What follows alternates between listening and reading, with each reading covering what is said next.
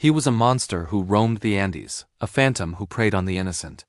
His name was Pedro Lopez, and his story is a chilling descent into one of the darkest chapters of criminal history. They called him the Monster of the Andes, and for good reason. He's suspected of murdering more than 300 young girls across 3 countries, Colombia, Ecuador, and Peru.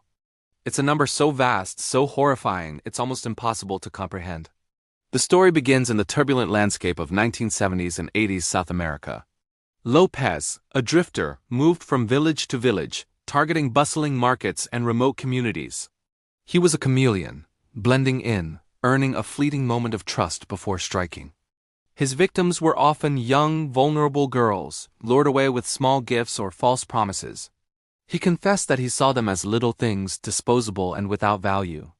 His reign of terror cast a long, dark shadow over the entire continent, as families lived in fear and communities were shattered by inexplicable disappearances. For years he was a ghost. Police in 3 different countries were dealing with a wave of missing children, but the cases remained isolated, the dots unconnected. The sheer scale of his crimes only began to emerge in 1980 when a flash flood in Ambato, Ecuador, unearthed a mass grave. The horrifying discovery revealed the remains of 4 missing girls. This was the break authorities desperately needed. It was this discovery that finally put a face to the monster.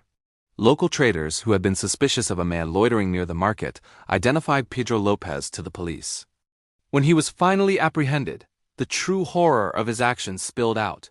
Lopez didn't just confess, he bragged. In a series of chilling interviews, he calmly recounted his crimes, claiming he had killed over 100 girls in Ecuador alone. He even led investigators to more burial sites, detailing his gruesome methods without a shred of remorse. His own ledger of death pointed to hundreds more victims in neighboring Peru and his native Colombia. The world was stunned. He was convicted in Ecuador and sentenced to the maximum penalty, just 16 years in prison. It was a sentence that many felt was a gross miscarriage of justice for the architect of a continental nightmare. But the story gets even more disturbing.